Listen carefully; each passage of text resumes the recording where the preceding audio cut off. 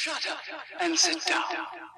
Welcome to the Big Blue Offensive Podcast with Mike Trainer, Jay Jules, and John Depot.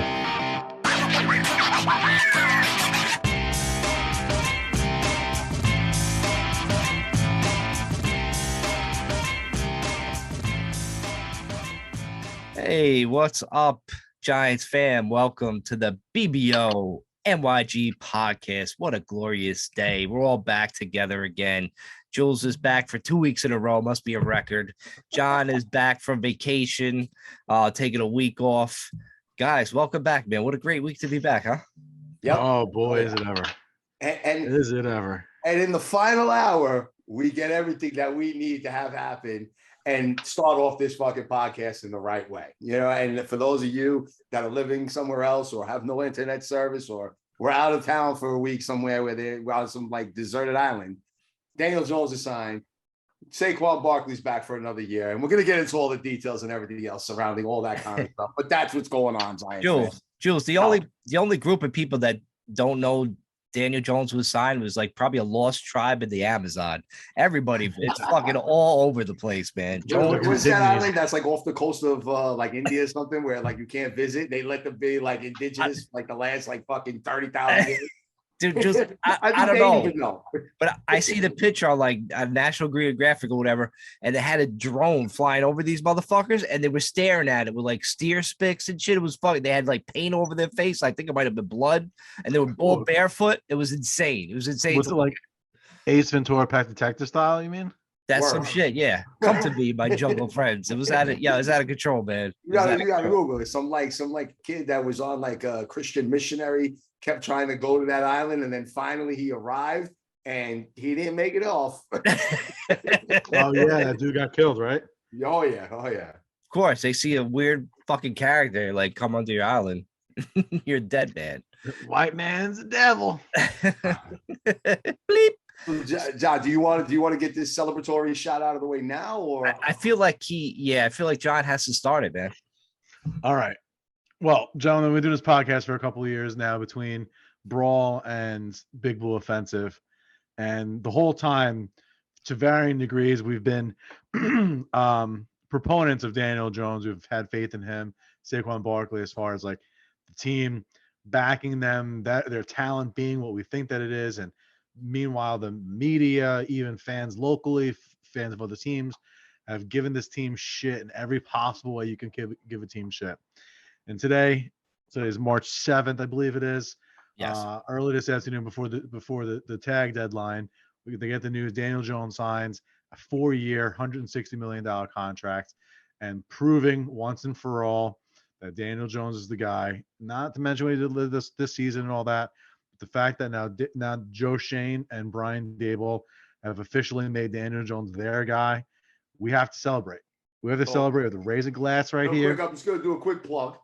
This bottle of Jameson is the one that was discussed last week. This is Mike Marzik did pay up on his order offer here. And that's just already empty, Jules. Good job. And I have to make it. Right. So this is because of Carson Wentz and Daniel Jones. So this is definitely like an extra shot in there, right? John, I was just about to say that, John. But would you pull that bottle out the trash, out the recycle bin? all that is iced tea in there. You right. That shit right. Listen, that's the real dirty deal water right there. That's the real. I'm telling you. I got Dana White's the banana whiskey. This shit's yeah. I heard him mention about that. Yeah, huh? Yeah, we So were talking Dana about it White a few weeks put out ago. a I banana gotta drop this whiskey. off. So Cheers to Saquon, cheers to Jones. What proof is that? What proof is it? I probably About to find out. We'll find that by fucking 9:45. Here's the Daniel Jones, because this bottle of whiskey was on him anyway, and here's the signing of the contract, and we got you locked in for the next 4, buddy. Cheers. Huh? Cheers. 2028. Baby. I tell you, man. What delicious. I mean, good contract. I just got to say this, like, we were talking about a little bit before air. I tell you, it ended up working as a good deal. Like, for the people complained about, like, we didn't pick up Daniel Jones' 5th-year option, so that means he's not coming back. That was a false narrative. Then all of a sudden, Joe Schoen was stupid for not picking up his option. That was a false narrative, right? And now we signed him, that 1 year cap hit is 19 million compared to 22.5 million. So we actually Wait, saved explain, ourselves close to that 4 though real million. quick, Mike, because even that one confuses the heck out of me. So he's making $40 million a year for the next 4 years. It's guaranteed for the first two, which means there's a way out of it in year After 3. two. Right? Yeah, After going 2 into years. year So 3. basically, 2023 and 2024, he's getting paid this money. But how is it only a $19 million cap hit? Signing bonus. So the first year, right, is half signing bonus basically and half cap. Pretty much. Yeah, that's and next year would be a full cap hit of the 40 mil. I don't know. We didn't see that come out yet, so that could be. It might not be. But then also he could raise his total deal up to about 195 million with like extra like incentives and all that BS that goes into the contract. But I tell you, it worked out in the end. You know what I mean? Absolutely, it worked out in the same way. We're sitting here a couple of years after Mahomes' deal, as far as huge as that number was. 2 years later, it seemed to now everybody's saying how good of a deal it was, how wise it was of a move for Kansas City to do that. And now we're sitting in the same position, not quite as large number, obviously, which deservedly so, but a reasonable contract for a quarterback, maybe a couple $1 million more than you maybe would have hoped for. But at the end of the day, you got the team captain, you got the leader of the Giants back in uniform for the next 4 years. There's no more conversations about it. He's not going to be asked all offseason. His teammates are going to be asked all offseason. Going into camp, none of that stuff is relevant anymore. Daniel Jones is a New York Giant for the next basically presidential term. So let's fucking do it. And listen, one other thing to keep in mind is this is almost a discount, right? Because sure, you could play devil's advocate and say we should have signed him for the 5th year. But let's say he had a bust year last year, and now you signed him for another year for $22 million. The fucking people going on in their minds like, oh my God, we're gonna hang out to this guy for 1 more year. We should have never picked up his 5th year. And he came out and he proved it, right? And what's just crazy is that this quarterback market, which we discussed in detail over the last week and change, is that it's just out of proportion. I mean, the numbers for these quarterbacks nowadays are just getting ridiculous. And like, I'm sure you've seen, especially after the whole Jones contract went official and was all over the place, that they were sending out that tweet that it was like, Burrow and Hurts and Herbert and Tua and of course now Trevor Lawrence, who had one good year, and now all of a sudden everybody's back on Trevor Lawrence and shit because a year and a half ago they were getting ready to fucking run him out of fucking Jacksonville, and now all of a sudden he's a lead quarterback. But all those guys I just mentioned are making a combined $33.5 million because they're still on their rookie contracts. Wait till these guys hit the market. Are you kidding me? If you get another year of Burrow doing what he does, Herbert doing what he does, Lawrence takes the next steps. Tua can actually play because we don't know what his health is going to be like. And then Jalen Hurts actually continues what he did this past season. These guys are going to be making 50 plus. They're going to be making easily 50 mil. Are you kidding me? Like, Jones is on a bargain here. You might see Mahomes get like close to 100 million a year. I'm telling you. No lie. We're not all that far away. We're not. Really not. 7-8 years away from that being a reality. That's insane.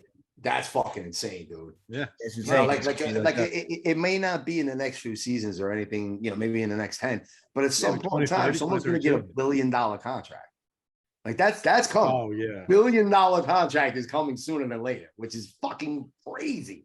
So when you do put this into perspective, look, you're right. I mean, I was hoping that Jones was going to be in the $34-35 million range, right? I mean, look, we keep Barkley 1 more year. I kind of said this in the past that if we were going to keep him, he was going to be on a franchise deal. So now he's getting tagged at about 10 million. He wanted like 14, 15. So in a weird way, we saved $5 million there, right? So if you look at it and you say, look, all right, so there goes your 35 million that would have been paid to Daniel Jones, right? Yeah. Because of the money you saved on Barkley. You cut Galladay, you saved another 6 million. So like that extra money has now technically been freed up, right? You know what? I keep telling you guys, I don't think we're going to keep Barkley, but that we'll get into in a minute.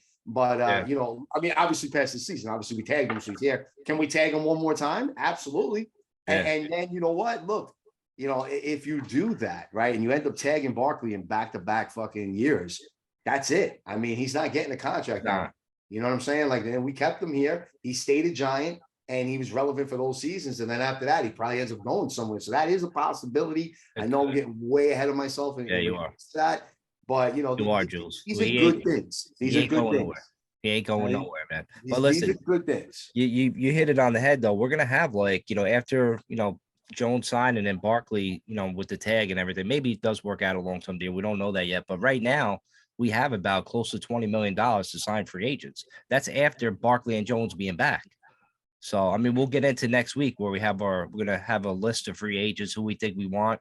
That's a lot of money to have, this year to sign free agents and stuff. So it's not a bad deal for everybody involved, I think. And Jones did get paid more than, Carr yesterday, and Geno Smith got a crazy amount of money. I mean, that dude is garbage. Of course, Jones is going to make more money than those two assholes.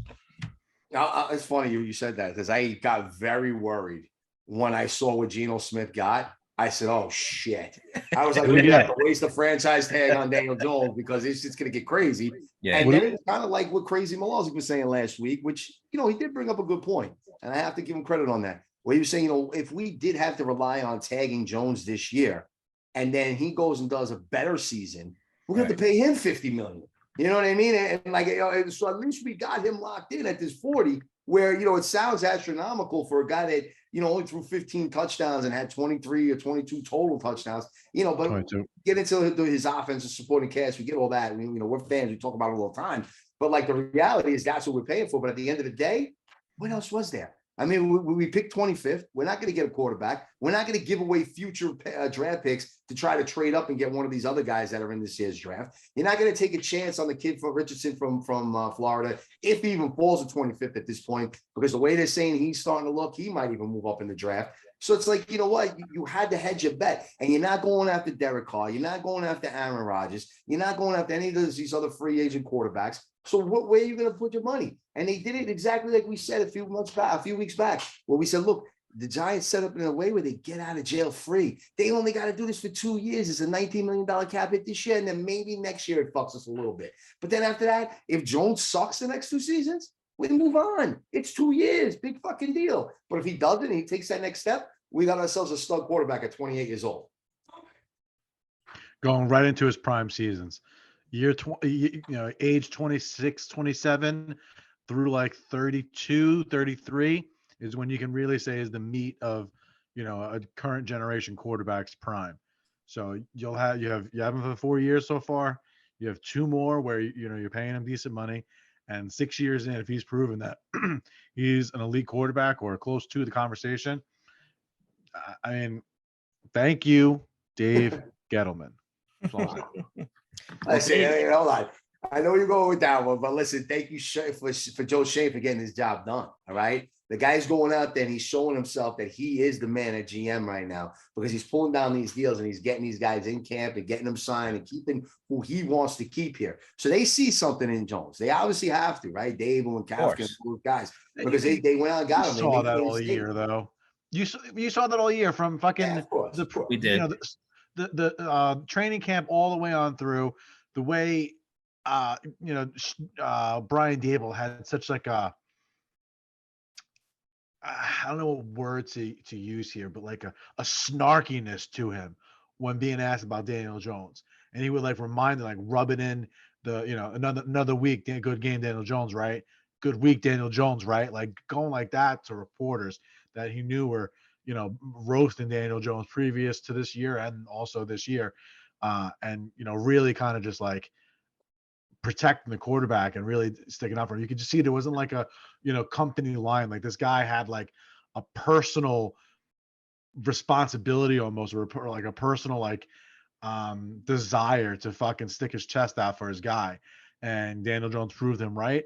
And now they either rewarded him where they have a marriage together now, where you got this coach of the year candidate going into the next season with his quarterback freshly signed, going into year 2 of an offensive system with some cash to spend, with his right hand man and Saquon Barkley being in the backfield with him, Andrew Thomas and Evan Neal and all these guys getting a year older. Like, you have the makings for something that could be a lot of fun for the next handful of years. So seeing Joe Shane like not being worried about his own legacy, like I got to get my own guy in here, being able to make the right move at the right time for the team, just doing it the right fucking way.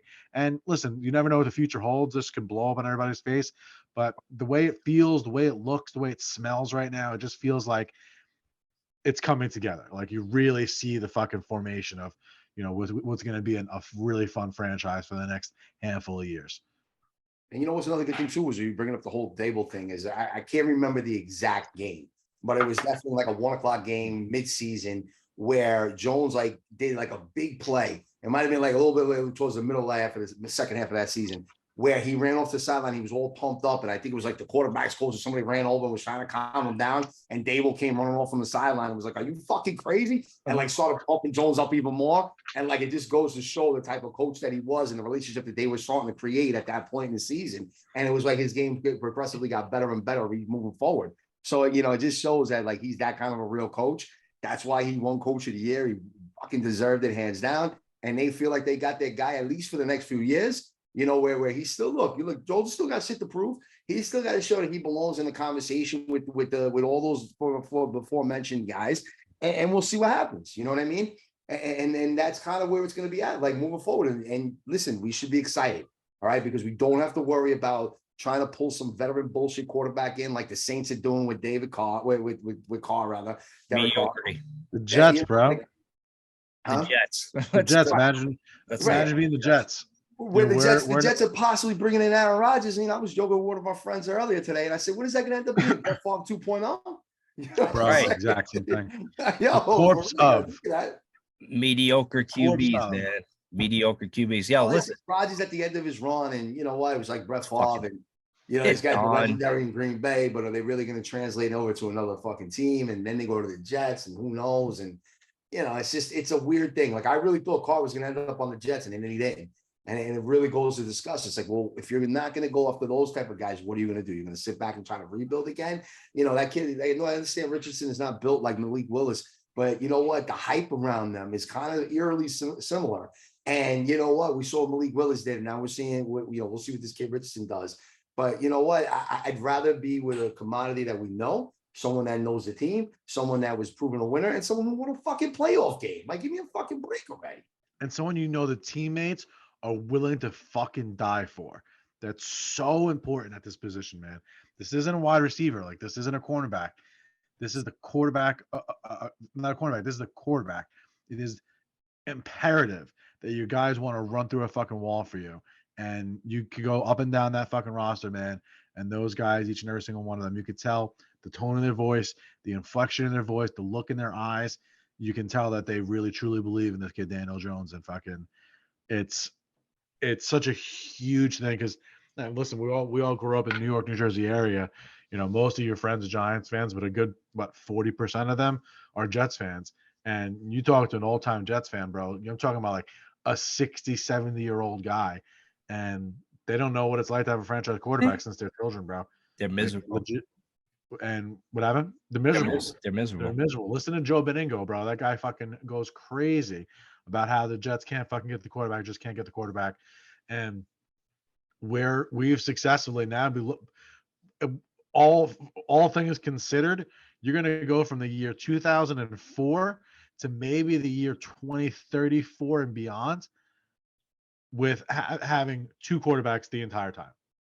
That's why that's why the quarterback's the most important position in the game, and that's why Joe Schoen had to make the move to keep Daniel Jones here. I mean, a lot of quarterbacks just don't go into the playoffs, make the playoffs, and win a playoff game. It just doesn't happen. Of course, you had to lock him up. Joe Schoen did the right thing. He did the right thing with Barkley too. And between Daboll, Kafka, Wink, I mean, you put that hot coaching staff together, they're gonna win games next year. They're gonna be candidates for jobs again after next year too.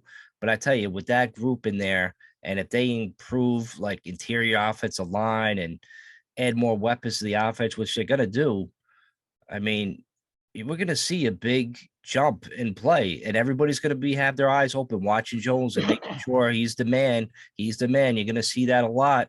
So I think you're gonna see him step up his game, and especially if they get a guy like some like a D Hop or somebody that comes in here that could actually help them achieve that next level. So we're gonna see how much they really like him and support him these next couple of years. Yeah, I mean, spending this kind of money on him, like if you don't do everything you possibly can to support him, then that's just a dereliction of duty on your own part as a franchise and as a general manager. So I don't foresee that being the case. But The best part about all this is we have tangible evidence and a real reason to be looking at. And I think I said it maybe week 2, week 3 this year. Our championship window is now open. The next handful of years, I don't know about 11, but the next 3-4 years, is the Giants' best chance to win a Super Bowl since 2012. Period. Stop. Of course, you're gonna have to consider that Jones then takes the next step and everything comes in place, and we get the missing pieces that we're still missing because there is still a decent amount of holes. We got to fix the interior O-line. We got to make sure that we keep certain guys on defense. We got to get a premier linebacker in the middle. We're still, and we need another corner. We're gonna need a CB2 for sure. So there's still a couple of things that are missing there to really consider us to be on that caliber of a level. At the same time, though, with the NFC being a little bit on the weaker end compared to the AFC currently, I could see us creeping into the playoffs for sure and being playoff contenders each season moving forward for the next few years. Well, that's what it means. That's what Super Bowl, your championship window being open means. It doesn't mean that you're the number 1 seed every single year. First of all, it's very rare that you have a team that is a perennial number 1 seed anyways. And a lot of times they're not even in the Super Bowl, let alone win the Super Bowl. It's rare that you're going to have the number 1 seed versus the number 1 seed like we did in this past year. It's just not something that happens. And as Giants fans, having the number 6 seed and the number 4 seed win Super Bowls in the last 15 years or whatever it is, 17 years or whatever it is, you being able to get yourself into the dance and be able to compete on any given Sunday means your championship window's open. Anything can happen, and that's where we are right now. And it's all because of what Dave Gettleman started. Oh, bro, look at Dave Gettleman because listen, I got to stop you right there because picking up when you put the one good side on your boy GG right there, you got to put the bad side. He also had the worst free agent signing in all of the franchise's history. So, like, it's just gonna happen. You know what I'm trying to say? Like, all right, Kenny Galladay's gone, Jules.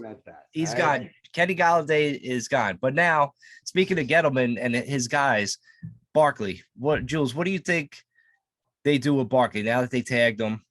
Do you think they still talk and work out a long-term contract in the next couple of weeks? I would think the only way that I see any kind of long-term contract with Barkley is if it's a sign and trade. And I know you guys don't want to hear that, but honestly, like they sign him, they put out the contract, they know what he's getting paid, similar to like CMC in Carolina, and then they trade him out to like, the 49ers like that. I could see something along those lines.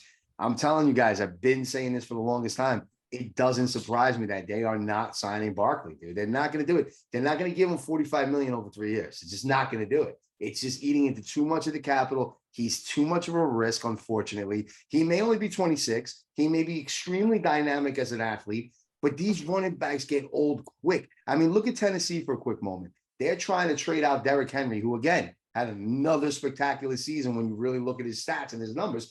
The dude was up there in rushing. He was up there in attempts. He carried that team. I mean, they had a mixed bag of quarterbacks. They had receivers getting hurt. They gave up A.J. Brown. I mean, Tennessee took a hit offensively, and Derrick Henry was still the man. And yet they're looking to get him out. Why? Because he's at that age, man. He's at that 29 age where you start to get old. You start to break down as a running back. You can still be effective. I mean, Emmitt Smith, Walter Payton, there's been tons of guys that, Adrian Peterson, that were effective.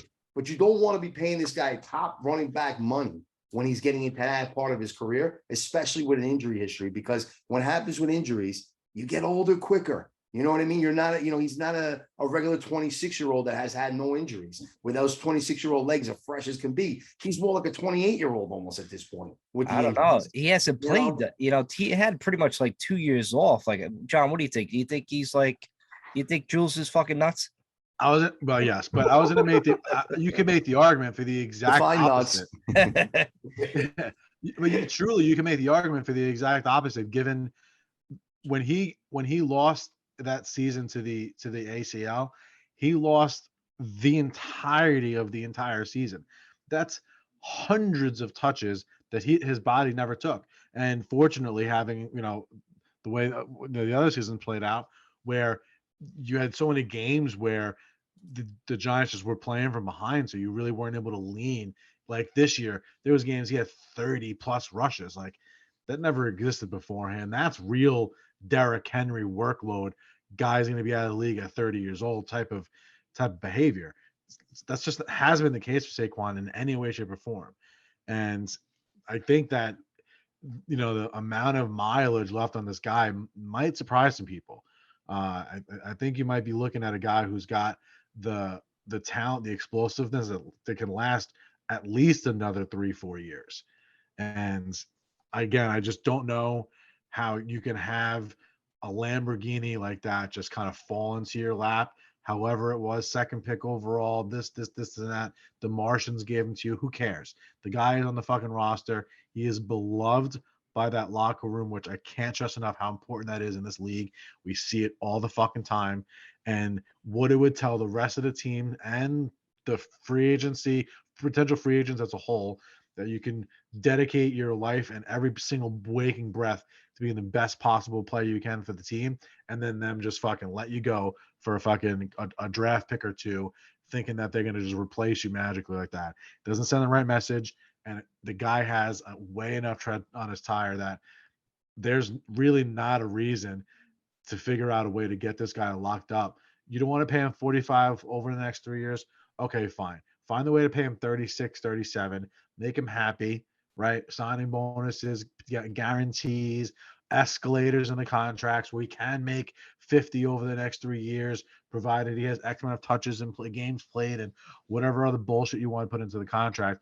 But you got to keep the door open to make a guy like that who's supposed to be a franchise-altering player and has the potential to do it, make sure that he stays in New York, stays with your team, and grows even more with Daniel Jones and makes this team into a true giant of the NFL. Well, you know what? I think I got to bring up what Vinny said a couple weeks back, where he was basically saying that I don't hate Barkley. I hate the position, right? He brought that up. Like the running back position isn't what it used to be. It's not like where, you look back in the day and you're like, oh, Walter Payton, Barry Sanders. You needed those guys. You needed the Emmitt Smiths to win these Super Bowls. Nowadays, look, Bijan Robinson that's coming out that I keep propping up. That kid's going to be a beast in the NFL. You look at Jonathan Taylor. These guys just keep coming out of college now. Like they're ready to go, man. You can grab these dudes. And especially that there's this knock on running backs where some of them don't go into like either very late first round or early second. You can get a good running back, and like you can get these guys that are going to just come in and they're going to work it out. Look, I want to see what that kid Cook does in his second year in Buffalo. I'm really curious to see it because he was really good in college and his brother's really good in the NFL, so like there's that pedigree there that's going to just keep pushing. So it's like to keep hanging on to this guy because he was so good for these years and to keep him in the camp or, on the sideline for another 2-3 years. You don't have to. I don't want another Zeke Elliott. I don't want to see him break it down where a Tony Pollard 5th round draft pick comes in and he's lighting it up and he's making Zeke look like an old man. Yeah, but Jules, like, look at the difference in the careers that Saquon and Zeke has had. Zeke has been used as a battering ram for his entire career. Yeah. Saquon hasn't been. He just hasn't. Plus, Barkley's in a lot better shape. I mean, listen, he's a freak of nature. Right. I want him signed to a 3-year deal at least, maybe with a team option for a 4th. And listen, you guys better hope that he's Adrian Peterson. That's it. You better hope he's Adrian Peterson. He needs to be that kind of level. You know what I mean? In order for this to it makes sense to sign him into a long-term deal. Why not franchise tag him back-to-back years? I mean, you could do that too, but like you want to keep him kind of happy too. Maybe give him a signing bonus and decrease that value, like John said, keep that cap hit like a little bit low. That would be better. And if he does fade, we got to keep Xavier McKinney. We got to keep Xavier McKinney. I know we got to keep a lot of these guys. I get all that, Jules. Someone else next. I get it, Jules. Jules, we've been through this before. We've been through this before, dude. We got to pay all these other guys. Yeah, but so we're not worried about that now. Like if Barkley needs to get cut in 3 years to sign an extension to somebody that's more important on our team, they're gonna do it. That's just the way it goes in football, right? So I mean, let's figure it out. Yeah, but you can't make. Listen, maybe we lose a couple young corners that are in at this point in time. I don't know. Like, it's giving goals where like contracts will free up. Maybe we do give up, like Leonard Williams or something, but we replace them with someone else. I get it. I understand there's room for it. I guess, like I said, that's why I go back to what I just said earlier, where I agree with what Vince said. that it's the position I hate now. I used to love running back. That was my favorite position. I always Coming looked back at now, fucking running backs. Bro, That was my shit. They're coming back. cyclical, bro. Everything I is hope cyclical, so. I Jules. hope so. I hope so. Because you got to think for the last however many seasons, you've had defenses more and more and more and more, both schematically, personnel wise, adjust to this pass first league. And then that's going to leave you vulnerable underneath. And now all teams that are good at running the ball is able to make a lot of noise. You see it every year, that really good rushing team, San Francisco, fucking the Titans, they just always are there because of the fact that they're fighting southpaw, so to speak, and the majority of the league just only knows how to defend against the fucking traditional boxer. So it's there, and then you'll start to see more and more teams go towards that, away from the passing game, and then you'll start to see more of that middle linebacker, defensive tackle become more of a big priority and stopping the run. And then you'll start to see the passing game more explode. But that's a decade down the fucking line. It takes a long time for these trends to come and go. And again, I could be John. It could be like depending on what like Dable and what their offense is about. You know what I'm saying? That has everything to do with it. It doesn't mean just because some other teams just pass the ball all the time doesn't mean that, you know, our guys don't want to involve Barkley in the passing game, the run game, all these other plays. That has a whole impact on it. And they really didn't touch on that shit at all this season, man. Like there was some throwing the ball to Saquon Barkley, but he's got a potential for a lot more impact in the receiving game. And I think just the style, not having that wide receiver to really open up what a receiving running back can do. I think that limited them some, and not being able to trust the interior of the line for a good portion of the season. They needed the help, especially with Evan Neal struggling here and there. They needed the help to make sure that that he was able to at least make some kind of an impact and not just be the focal point in the passing game as well. Now, this year, the offensive line's a little bit better, hopefully. You do get that wide receiver, and then all of a sudden, you see 2018 again. You see fucking Odell Beckham Jr. being out there addressing all this attention from the defense in the passing game, allowing Saquon Barkley to both be impactful in the rushing and underneath in the passing game. And that's really where you're going to see it being 10 million, 12 million, and 14 million ain't going to mean shit if this guy's putting up 2,000 fucking yards for the next 3 seasons, 1,800 yards, True, very true. 15 touchdowns. Like, you're just not going to care about those little minor details. So You're going to forget about it. So what you're going to care about is the 3 hours and 15 minutes each Sunday that Daniel Jones and Saquon Barkley are the reason why we're winning football games. That's what you're going to care about, nothing else. So I think we're all in agreement. Barkley should get 5 years and 500 million. I think that's what we all just agreed upon. So we're going to take. I mean, real quick note on that. I do think the growth of Daniel Jones and the importance behind it, and him taking that next step, is going to rely a little bit on Barkley, and that's part of the reason why at least tagging Barkley and keeping him around for another year allows Daniel Jones to progress that much further. And it might be one more year after that. But hopefully, and listen, hear me out, guys, because if you look at Pat Mahomes, you look at Josh Allen, you look at some of these top quarterbacks, they get to that level and they don't need that Saquon Barkley anymore. So there's that aspect of it as well, where if we're going to think that Jones is our guy and we're all happy about it, we're doing shots over here and we're going nuts over it, well, he's going to be that guy in 2 years, and he doesn't need a Saquon Barkley in the backfield anymore because he's that guy. Let me go, John. Let me go. Try to put that in perspective. Jules, all right. So you're saying like, all right, so Pat Mahomes, right? He's got his guy in Travis Kelce. That's his guy. They run the show there, right? They put up points. Tight end. Go ahead. All right. I don't care what. Diggs is over there in Buffalo. Go ahead. Forget the position for a second, right? He got his boy there. Jones got his boy in Barkley here, putting up fucking points, getting to the fucking playoffs. Say that to any other quarterback. Yeah, Josh got fucking Diggs, or he had Diggs. Now he's upset with him because he can't get the fucking ball anymore. But you see my point there. Where I'm trying, like they all got their guys. I don't care really about Barkley, whatever position he plays. I get what Vin is saying about that position, but it all comes back around the cycles. It all fucking changes. But who hurts his guy? It's hurts his guy in Philadelphia. Is it not Brown and Smith? Yeah, right? It's not, even though Miles Sanders had the best season he ever had. Sanders too. But I'm saying, he had 3 guys. Right? But he had 3 guys. But you know what I'm saying? But keep going through. Go through all the quarterbacks and name me one, with the exception of maybe San Fran, and that's just Kyle Shanahan's offense, where they rely as their running back as their guy. Right, but And you that's could just say because of the that guy fact that That could be us. that's just because of the fact that there's Why not? so many more excellent wide receivers than there are excellent running backs. Our guy happens to be a running back. It's true. Yeah, give me, but just give me one. Just give me It doesn't one. Because matter he what was the position Fred, is, bro. Debo Samuel, Listen, Brandon all Ayuk. right, We'll get one, Jules. We'll get one. Hold on. Think about it like this. Do you think that Patrick Mahomes and Andy Reid care that Travis Kelce is a tight end? When you're designing an offense, You catching balls like that? No. Listen, but wait, where did Carolina go with CMC? Nowhere. And then he was arguably the best running back in the game. Because they had a shit team. Yeah, So right. what? That's not the same thing. They had a good defense. Listen, They didn't have the you quarterback. can't conflate different things for the sake of no reason. But let me make my point. If Andy Reid and Patrick Mahomes can play God and say, okay, we want our second best player on the team, we can design him for what he is. They're not going to pick him to be a tight end. They're going to pick a wide receiver, obviously. But because of the fact that he's so good and they're good enough to make the most out of him, they're able to say, okay, this is Thor's hammer, right? Travis Kelce just happens to be it. But you go to Tony Stark and he's got a fucking suit, the Iron Man suit. Then you go to Batman, he's got a utility belt, right? They all got their individual weapons, but they need a weapon. What is fucking Bruce Banner without the ability to turn into the Hulk? Right? A pussy. He's nothing. Right. You need A pussy in purple. A pussy in purple shorts.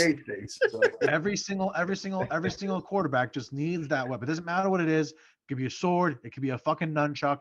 It doesn't fucking matter. You need to have that fucking murderous weapon, and they have it in Saquon Barkley.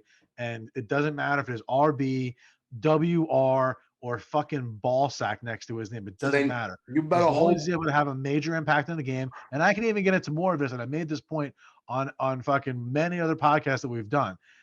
Wide receiver, best case scenario, 8 to 12 catches a game. Maybe you get 13, 14 balls thrown towards him.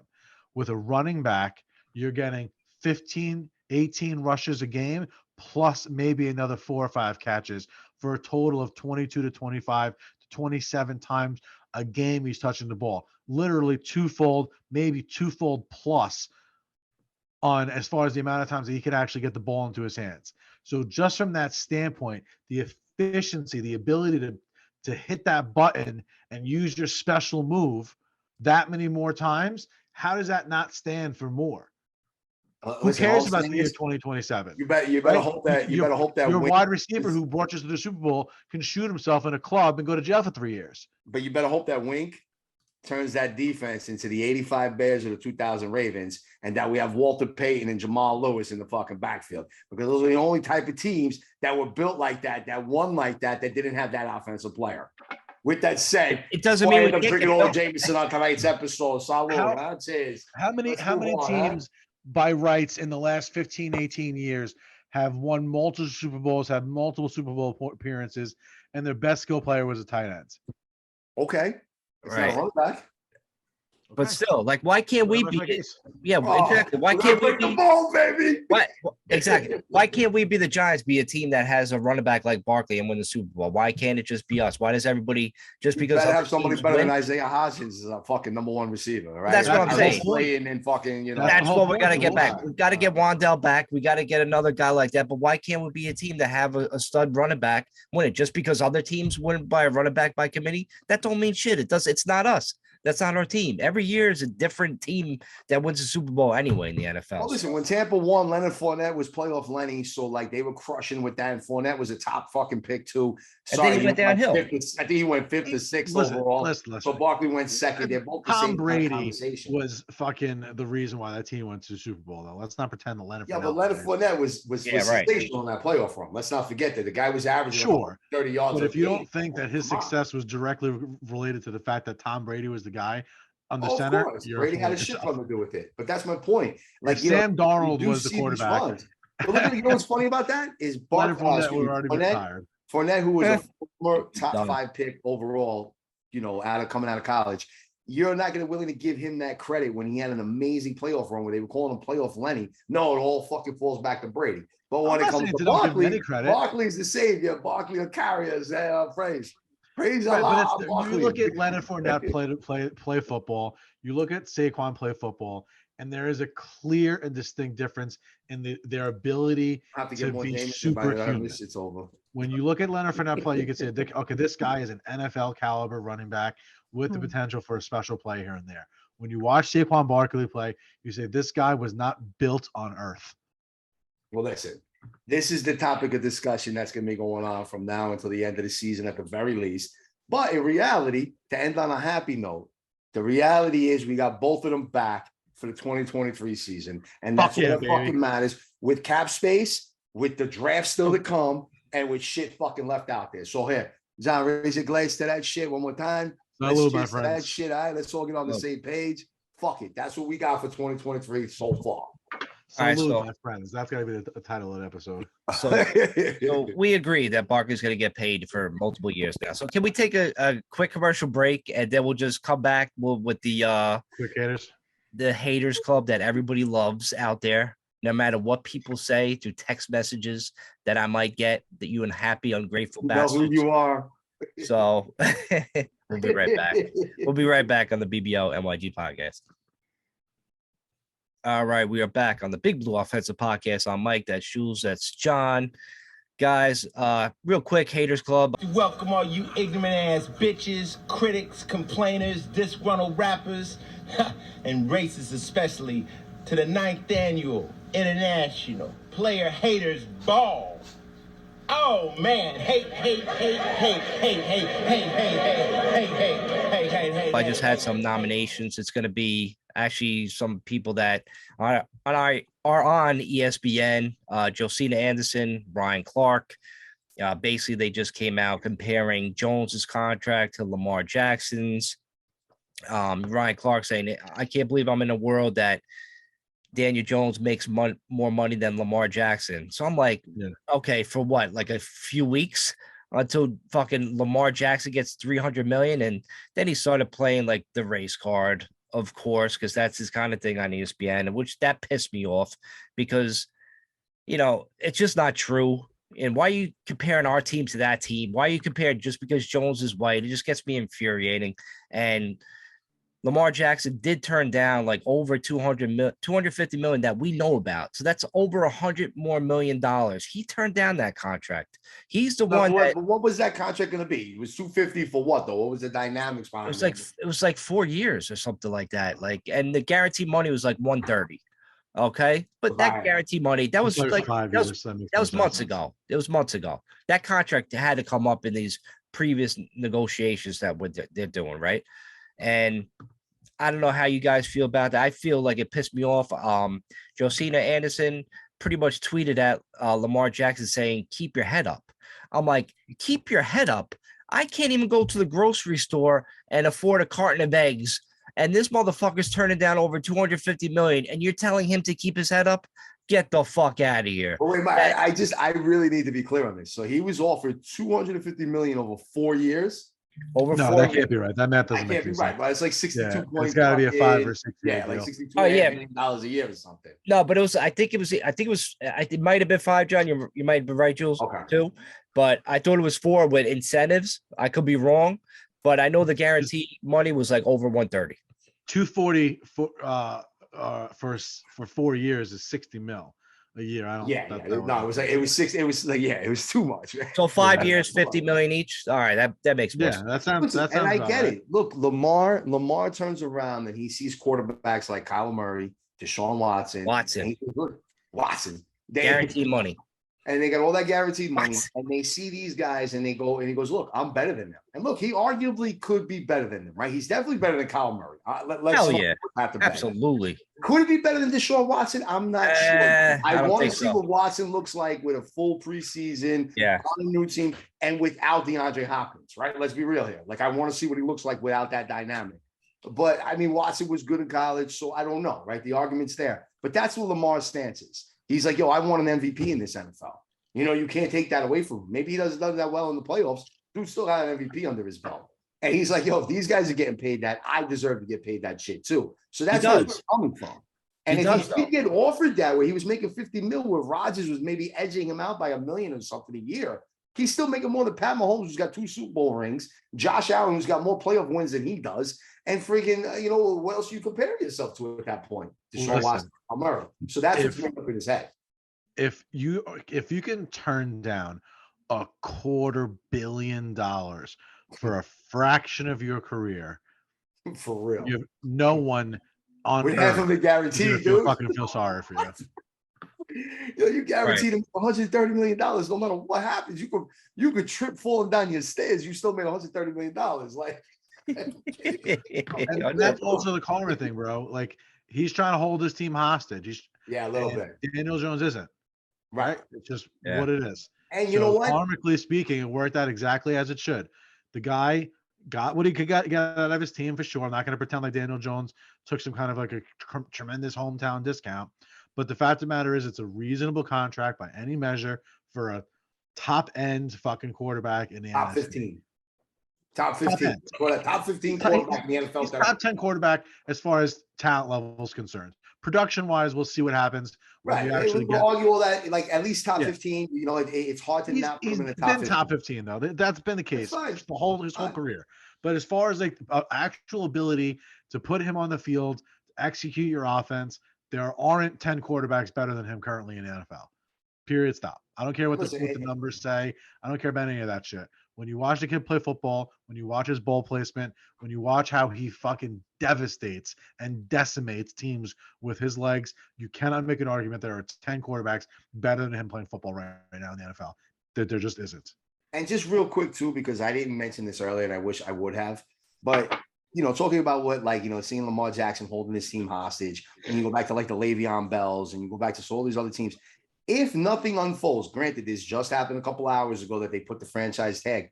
But you know what? One thing I will give is that Saquon Barkley is a true, his character is unquestioned. If he just stays and comes in and plays under the tag for this particular season, the Giants will maybe, and then this is where I can kind of backtrack on what I said. Maybe they'll come back and find a way to pay him. If this dude doesn't say a word and goes out there and plays as hard as he did this past season again next year, you know what? That has a lot to say because there's so many guys that would have been in a similar situation in his position and they start holding out, they start whining, they start complaining to the press. And obviously we'll see that in the next few weeks if he does or doesn't. But if he doesn't, you know what? Hats off to Barkley in that respect. It's the old cliche that we've said multiple times on this podcast.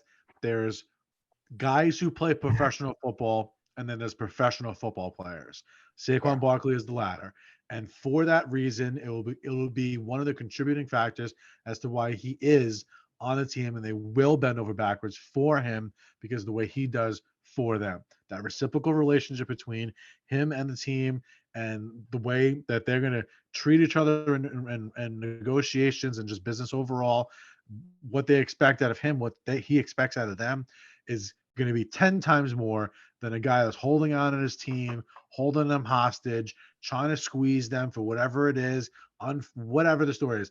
That kind of bad karma, that kind of fucking stuff that happens. No one wants to deal with any of that stuff. When you got a guy like listen, I just want to reiterate too, because you know what, maybe I had a little too much Jameson in this podcast, but it was guaranteed. This was a fact that Lamar Jackson was going to get paid at least $50 million a year over the next 5 years, right? That was what he turned down. Is that facts? Like, yes. we back that up. It's documented. So, like, to me, at that point, I get it. Look, you want to be paid more than Deshaun, and you want to be paid more than Kyle. I get it, Kyrie. All that bullshit. I get it, right? But at the same time, that means you're paid more than Pat Mahomes. You're paid more than Josh Allen, and you're not there, right? So, like, you got what you were going to get, and you turned that down because you're trying to hold out for more. You're getting a little greedy. It has nothing to do with the race selfishness. But it has nothing to do with a race card. It has nothing to do with anything else. You're getting a little greedy at that point. If you're going to still be paid more than your peers, you're getting greedy. And that's the end. You're past. Listen, when you're talking numbers, 35, 40, 45, 50, $55 million a year, you're talking about amounts of money that are unspendable without intention. Like, there's no world where you're going to buy a couple Ferraris and chains and where you can just blow $250 million without really, really, really trying to do so. That's that MC Hammer shit. Bro, he didn't have a quarter billion though. Not in 5 years. Like we're talking about fucking Is true generational fucking wealth. Like not being rich, not being wealthy. Like you have a manor like Wayne. Like your great grandchildren will wear a crest with your fucking name on it. Like that's what $250 million looks like in 5 years. Because that means he's going to do that 2 or 3 times and may be on a trajectory to make $500 million to up to $1 billion plus in his career if he plays his cards right. That difference of a few $1,000,000 for the sake of your ego being the reason why you are hampering your team, you're making all the other guys and the front office answer questions about it, but also truly pulling unusable resources on your own end from your team's ability to go out there to get you more players to improve your legacy and the players and the executives and coaches around you to improve the team. Your ego is getting in front of all of that. You don't deserve the money that you're getting, and you don't deserve to be mentioned in the same class as a guy like Daniel Jones and a guy like Saquon Barkley who put their fucking head down, do what's right, and make sure the fucking shit goes right for the team. Now, Mike, Thank you, Dave Gettleman. Once again, you will not stop hearing me say that. The motherfucker's going to write that shit on my goddamn tombstone when I die. Please stop there. That's all I wanted to say. Oh, February 25th, 1987 to fucking XXXXX. Thank you, Dave Gettleman. Now, Mike, I think we have just to give the Roman numerals for whatever Super Bowls Daniel Jones and Saquon Barkley. We got to give a proper shout out to who was it now again? Our guest that was on previously a couple weeks ago went out and made a bet with breaking tackles. Right? Mark Masora, please refresh us on that. Yeah, you saw Mark Masora, our special guest, a couple weeks ago. Had a bet with breaking tackles at T Giants. You know what I'm saying? That guy, that clown with his dumbass takes. Pretty much he bet him like if Daniel Jones gets signed, you have to delete your Twitter. And then BT was like, all right, when he doesn't get signed, you got to delete yours. So Jones signed today. Everybody came at BT tackles. He's like, I'm not leaving. And he pretty much became a bitch. So, but how are you going to do that? Now, listen, real quick, as of 9:05 on Tuesday, Eastern time, he hasn't sent out a new tweet for 2 hours. However, I've been going at him so hard over the last 72 hours. Like I've been ripping him so hard. He said that Jones was going to get signed in trade. He's like, Jules, you could book it. I'm like, I can't wait. I tweeted at him too. I'm like, I'm not gonna lie. I kind of glad you're staying because I would miss your goofy ass takes every fucking day I wake up. It's fucking fantastic, man. What a clown. Yeah, well, so breaking tackles, he definitely gets a shout out just because of that nonsense. His hatred for Daniel Jones is so deep. I've never seen it before in my entire life, where he literally agreed to this bet, but now he's welching. Like, you know what? At the very least, if we see him around, we see his ass tweet a little later on this evening or tomorrow or sometime this week, he's a fucking welcher, and that's the end of it. He deserves it. Out on this show, and if you want to come on here, you're more than welcome. You can come and debate us at any time. If you want to go one-on-one, I'll come on your fucking show. So hey, salute to that too, huh? He deserves it. No doubt about it. He deserves everything he gets. All right, guys, let's wrap this up. All right, listen, I think that's it, man. Listen, we had some positive things today that can be debated in so many different ways. Daniel Jones, Saquon Barkley, they're here to stay. They're going to be in here for 2023. We're going to build upon it. Can't wait to see what we're going to do in free agency. It opens up next week. We got a whole show wrapped around that for next week. We're going to figure it out. We're going to start putting out who we like, guys that we want to go after, things that we think will help us. And then before you know it, the draft will be here, right? So it's going to be building upon that. Tons of guests coming in, give their shares. And if you want to come in, drop a like, send us a message. We'll get you on the show as well. But for now, we'll see you guys. We're going to leave you here for this week. Here's the Daniel Jones and Saquon Barkley, huh? Salud, baby, 2023. Let's do it. Go Giants. See you guys later. Peace.